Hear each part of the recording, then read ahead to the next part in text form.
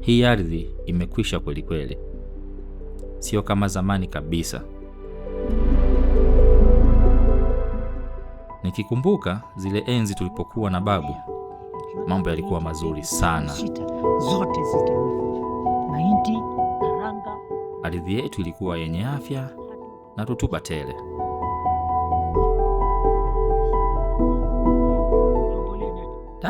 Ardhi yetu haipo hivyo tena. Maisha kijijini bila ardhi yenye rutuba ni magumu sana. Kilimo hakieleweki kabisa. Labda niende pala pengine patanifaa.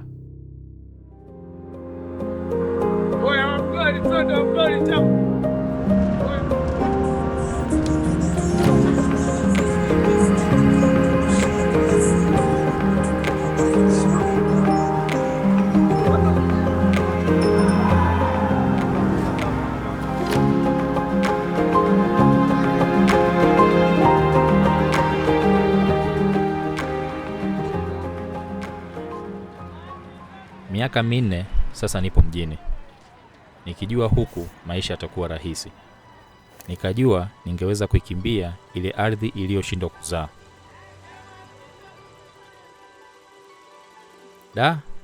Huku joto kali. Jua nalo kama limeshuka. Aisee, maisha ya kukusanya plastiki kila siku, haya sio maisha niliyoyafuata huku. Kwa mwenendo huu sitaweza kuona uzee wangu kabisa. Mikono yangu iliyozoea kushika udongo sasa nashika plastiki chafu.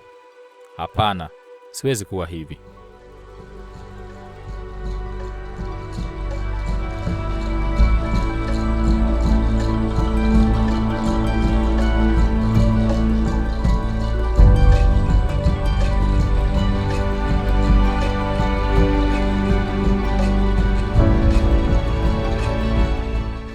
Heri nirudi kwenye ardhi yangu ile ile.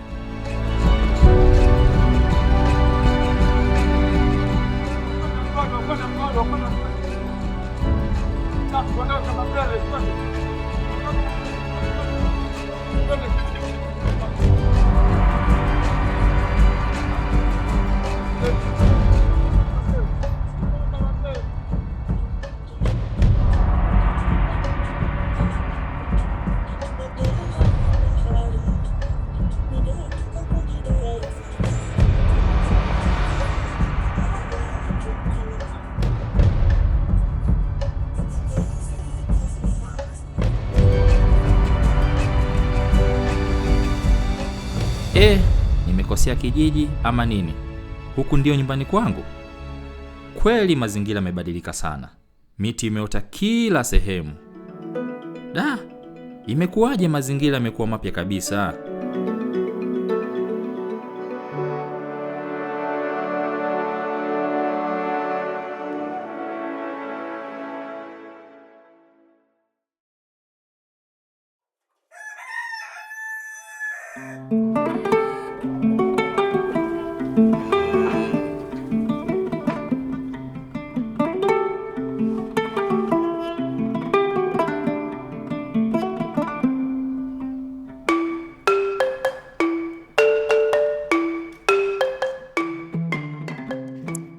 Habari yako? Salama. Vipi yani? Nzuri. Umekuja lini? Nyingi. Nzuri. Upo? Nipo. Naam. Umekuja lini? Kweli umenawiri. Nini imekufanya hivi dada yangu? Mazingira tu. Mazingira yamefanyaje? Yamependeza. Naam. Mbona nashangaa hapa? Hii ni njia mojawapo ambayo imetusaidia kurudisha uoto asili, kubadilisha mazingira. Miti imekuwa mingi. Yaani faida, mvua zimeongezeka kwa ajili ya kutunza miti. Njia hii ya kutunza kisikihai. Neno umesema kisikihai? Kisikihai. Kisikihai chenyewe ni nini mama yangu? Kisikihai ni mti hai ardhini. Ambao hata kama mtu alikuwa ameukata baadaye utachipua. Sasa wakati unazofuata ukiendelea kuutunza utapata faida ni haraka sana kuliko anayepanda. Utachelewa. Nimerudi, kijiji kimebadilika. Kimebadilika sana, miti imekuwa mingi. Hongereni sana. Asante. Hata mashamba yetu yamebadilika, mazao yameongezeka kwa ajili ya hii njia. Hapa mimi bado sijaelewa vizuri hapa. Sasa hapa nikikueleza hautaelewa sana. Twende shambani nikakueleze. shambani. Shambani ndo ukaangalie. Sasa hivi. Sasa hivi twende. Nashukuru.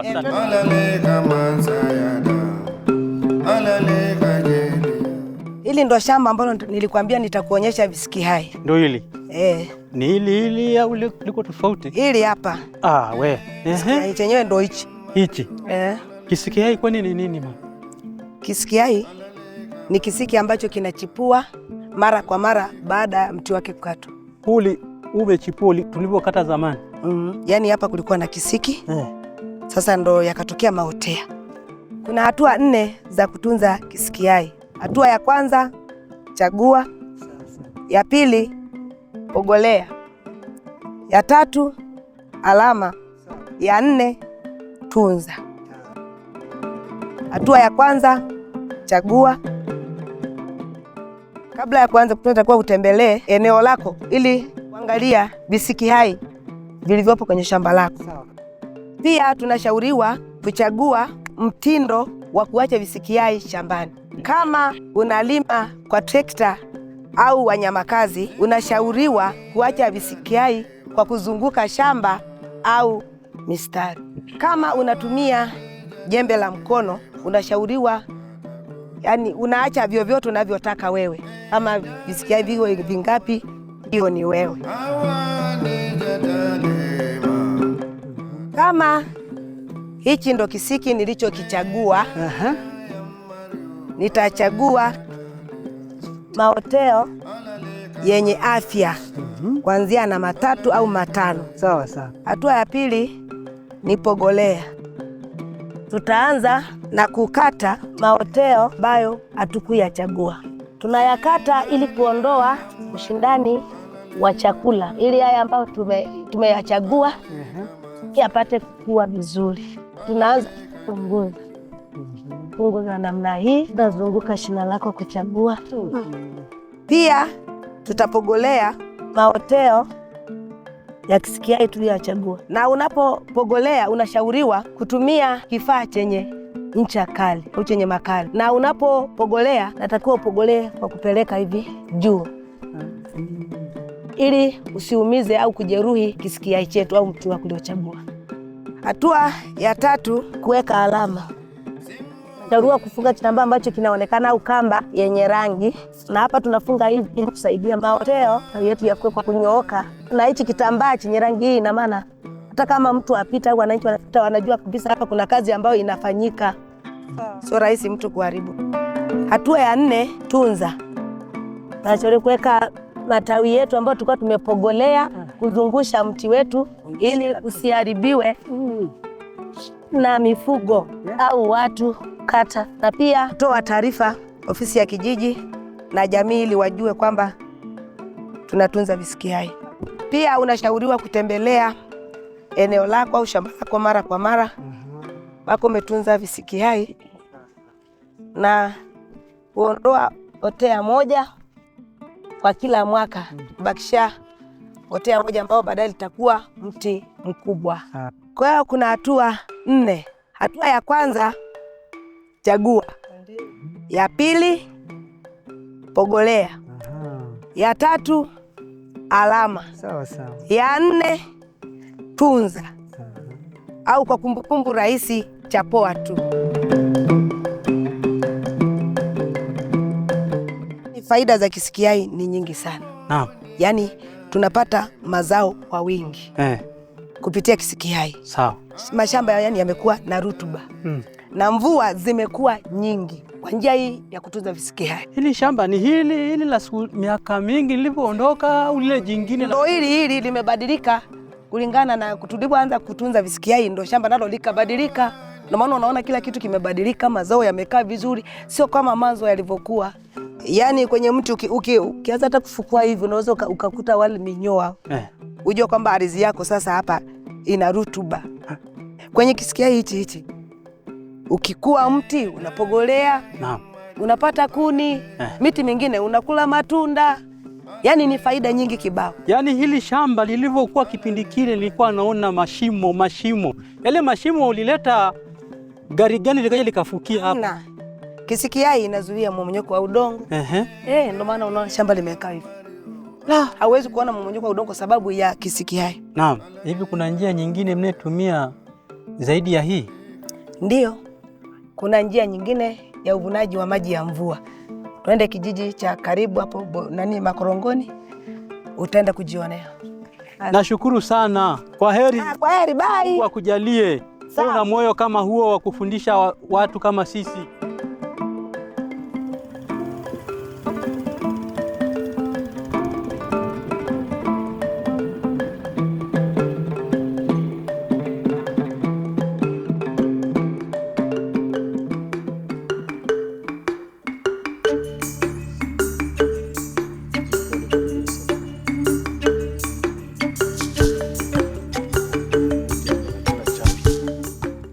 Jamani, habari za saizi? Habari yako? Habari yako? Habari ya saizi? Salama ndugu yangu, karibu. Sawa. Kwema bwana. Karibu sana. Mimi nimekuja, nimeelekezwa na mkulima mmoja kijiji cha jirani. Kanielekeza kuna mkulima ambaye namtafuta kijiji cha Bondeni hapa. Ndio. Sasa sijajua ni wewe, maana nilipofika hapa nikaona kama vile unafundisha watu hapa. Nikasema nifike niangalie ndugu yangu. Kwanza karibu sana. Asante sana. Karibu sana. Nashukuru sana. Umeshafika. Naam. Mimi ni mkulima. Naam. Ambayo kwa kweli kama unavyoona hapa. Naam. Niko kwa shambani na ninatumia njia hizo za uvunaji wa maji ya mvua. Kuna njia mbili kuu za uvunaji wa maji ya mvua. Na njia ya kwanza kunafanya chini na fanya juu. Haya ni makinga maji tunayotumia kwa kuvuna maji shambani. Kinga maji hili la kwanza mwanzoni mwa shamba linaloitwa fanya chini. Hili ni kinga maji ambalo tunalichimba mwanzoni kabisa mwa shamba. Tunachimba mwanzoni mwa shamba ili kuvuna maji ya mvua yanayotoka huko milimani kwenye miporomoko mikali kuja kuzuia yasije yakaingia shambani na kuleta mmomonyoko wa udongo. Kwa hiyo faida yake ni nini? Faida yake kwamba yakishaingia hapa shambani kwenye kinga maji hapa yanatuama humu, lakini hayabaki tu kuwa humu, yanakuwa yanapenya chini kwa chini kulisha mazao yaliyoko upande huu wa chini. Ndio faida kubwa ya kinga maji hili la fanya chini.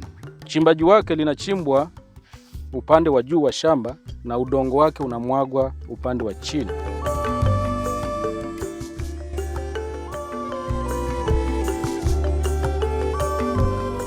Kule nimetoka kukuonyesha kinga maji la fanya chini.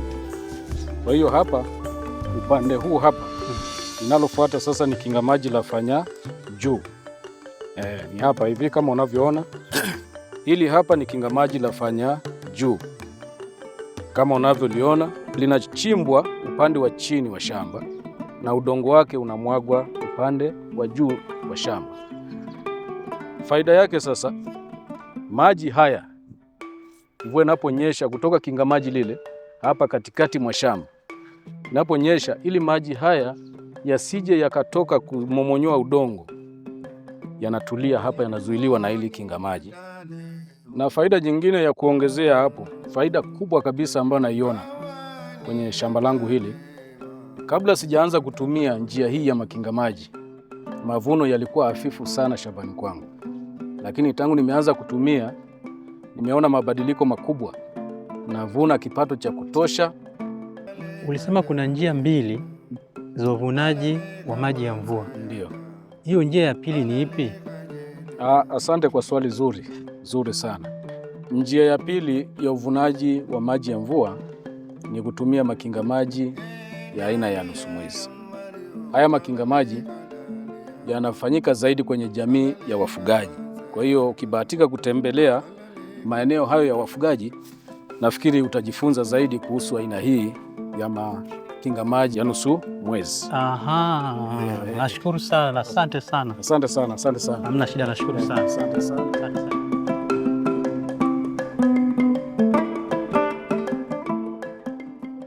Samoja. Vipi hali? Safi bwana. Salama kwema? Safi kabisa. Unaendeleaje? Habari Salama kabisa, vipi hali? Salama kwema. Mbona uko busy kwenye simu? Kuna mfumo hapa na upitia. Ni mfumo huu unaitwa mfumo wa kijani. Sawa. Ni mfumo ambao una elimu mbalimbali na mbinu mbalimbali za namna bora mkulima anaweza akafanya akapata mavuno ya kutosha kwenye shamba lake. Sawa. Kwa hiyo ni mfumo mzuri na una elimu mbalimbali kama unavyoona. Una maarifa ya kutosha. Halo kweli. Unaweza kuona hapa kuna namna ya kutengeneza mbonji, kuna chakula cha mifugo. Sawa sawa. Lakini kuna elimu ya kilimo mseto. Kuna mashimo ya zai, kontua na miteremko. Lakini kuna mistari ya vizuizi vya nyasi. Sawa. Namna ya kuweka matandazo shambani kwako. Hizi zote ni elimu ambazo zinapatikana kwenye hii application ama huu mfumo. Lakini kama utakuwa na swali pia unaweza kaja hapa ukakutana na wataalamu wetu ukawauliza maswali kulingana na hichi ambacho umekutana nacho humu ndani. Hii umesema ni application? Ni application, ni mfumo. Yani niseme ni kwako tu au na mimi naweza nikawa nayo kwenye simu yangu? Huu ni mfumo ambao kila mmoja mwenye simu janja anaweza kaa nao kwenye simu yake. Ukiwa na simu janja kama unavyoonyesha hapo ya kwako, unaweza kaingia kwenye Play Store ukaupakua ukawa nao na wao ukajifunza kupitia haya yaliyomo humu ndani. Naanzaje kwa mfano labda? Naanzaje kwenye simu yangu kama hii hapa hivi? Ukishawasha simu yako humu ndani, unaingia kwenye Play Store kama tulivyokwisha kusema. Hapa kwenye sehemu ya kutafuta unaandika kijani. Kijani hapo. Ukishaandika kijani hapo inakuja pale unapakua. Ukishapakua baada ya hapo unajisajili kwa kuweka jina lako. Baada ya hapo unaanza kujifunza. Mafunzo yote ambayo mimi napata huku unaweza kuyapata pia wewe kwenye simu yako. Kwa ni rahisi sana. Ni nzuri sana. Na ina elimu na mafunzo mengi sana. Nzuri sana, nimeipenda sana. Ukishakuwa na huu mfumo kwenye simu yako, kwanza utapata elimu ambazo zinapatikana humu, lakini faida nyingine ni kwamba una uwezo wa kusoma mahali popote unapokuwa na muda, unakuwa na uwezo wa kupakua humu na kupitia na kujifunza. Kwa mahali popote wakati wowote unapopata muda inakuwa ni rahisi kujifunza. Hapo nimesha kuelewa vizuri. Asante sana ndugu yangu. Asante pia. Na mimi nitaipakua hapo hii ili niweze kujifunza masomo haya niweze kufaidika na mimi pia.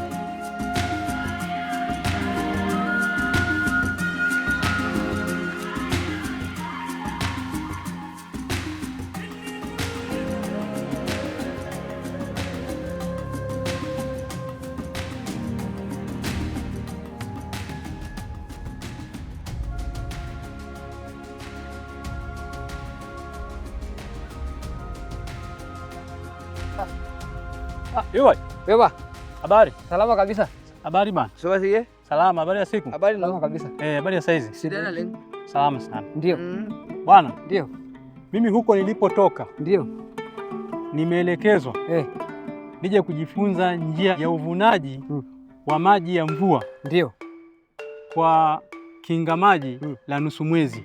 Ndio. Ni lipi hilo?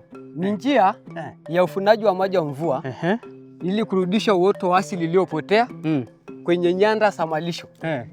Kwa hiyo ni tunatengeneza haya majani unayoona. Ardhi ilikuwa mbovu sana. Maji ilikatakata. Sawa. Lakini tulipokuja kujua hiyo njia, tulirekebisha ikawa ni nzuri sana. Tunafuna maji na ile ardhi iliyopotea inarudi kuwa nzuri sana. Ndio. Sisi kama wafugaji tumefaidi kitu kizuri sana. Mifugo yetu yanapata afya kwa ajili ya hizi majani unavyoyaona. Yaani yanapata afya kabisa. Kama hizi, hii ni mbegu. Sawa. Na hii ni majani. Napata faida kwa mbegu na napata kwa majani. Mifugo yanakula, sisi tunakata hii majani naenda kuiuza. Hii mbegu tunaificha, tunapanda baadaye tena kwenye mahali iliyoporomoka. Kwa hiyo ardhi imerudi ni nzuri sasa hivi kama unavyoona. Sawa sawa. Ni kijani kabisa. Sawa sawa. Ndio. Nashukuru. Utaendelea kujifunza kwenye Kijani app kwenye simu yako. Una Play Store, unapakua. Ngoja na mimi nipakue niweze kujifunza. Tumia njia hii ya uvunaji wa maji ya mvua. Unaweza ukapata mashamba mazuri ya mbegu ya nyasi. Ukitembea huku mbele utakutana na mashamba makubwa mazuri ya mbegu ya nyasi. Sawa, nashukuru sana. Sawa. Nashukuru sana. Nashukuru sana. Mungu awajalie. Asanteni sana.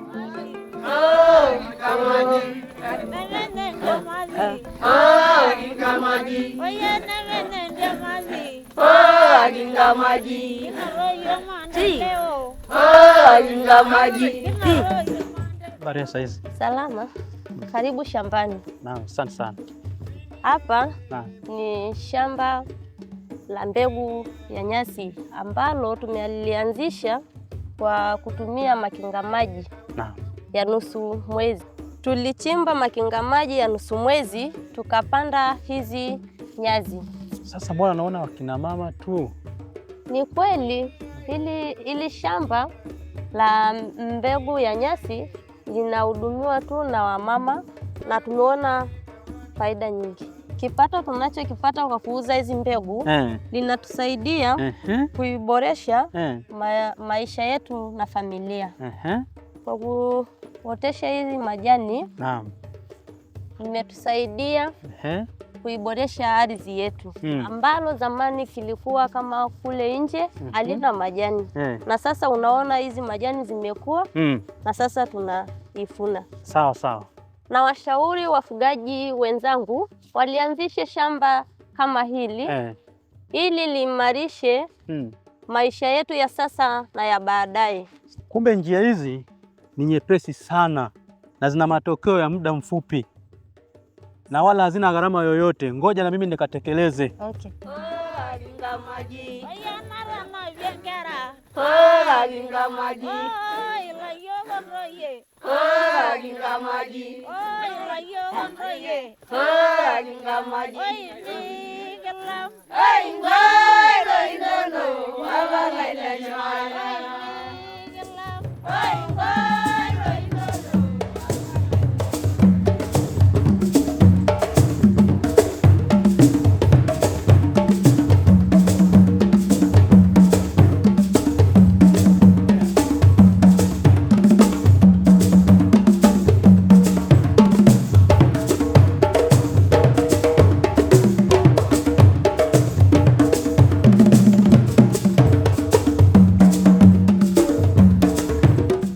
Nilirudi kwenye ardhi hii nikiwa na matumaini ya kuifufua. Na sasa tazama, miti imekuwa tele, mazao yamechanua na hewa ni safi zaidi.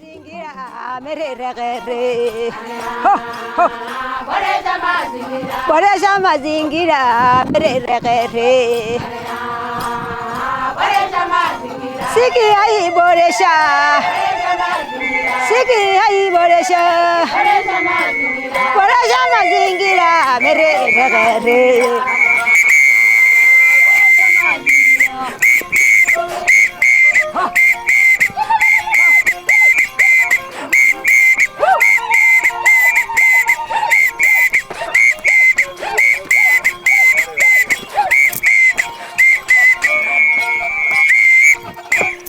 Jamani, nashukuru sana. Mungu awajalie, mimi nakimbia na wewe shambani jamani. Amina. Sikia hii boresha. Boresha mazingira. Sikia hii boresha. Boresha mazingira. Boresha mazingira. Merere. Hizi juhudi za ukombozi wa mazingira zinatengeneza urithi wa ajabu sana kwa watoto wetu. Wa ajabu sana. Kwanza tunawatengenezea ardhi itakayowabeba, na kwa ukombozi wa ardhi ile tunawatengenezea mazingira ya amani, tunawatengenezea nafasi za kuweza kufanya uchumi wao binafsi, maisha yao waweze kuendelea. Ujumbe wangu kwa wakulima wanaokata tamaa kuona kwamba juhudi zao za watu binafsi peke yake ni kama hazifiki mbali, wainue macho yao. Maana kuona kwamba uko peke yako mpaka unakata tamaa ni kwa sababu macho yako umeangalia ndani. Umeangalia kwako wewe mwenyewe. Ukiinua macho yako ukaangalia katika jamii, katika wilaya, utaona ala, kumbe sio mimi peke yangu. Kuna wenzangu wengi ambao wanafanya kazi kama ninayofanya mimi. Kumbe wenzangu wamefanikiwa hapa, wametumia njia gani? Ni vizuri sana kila mkulima athamini jamii yake alipo. Halafu na yeye atoe mchango wake kuimarisha ile jamii. Maana jamii inamtunza na jamii inamtia moyo. Lakini akifuata maisha ya ubinafsi, ya upweke, ataona kazi ni nzito sana. Akienda katika jamii, kazi inakuwa nyepesi. Kila safari, hata iwe ya maili 20, inaanzwa na hatua moja. Uanze na hatua ya maili 20 mara moja. Nisikia hii, boresha mazingira.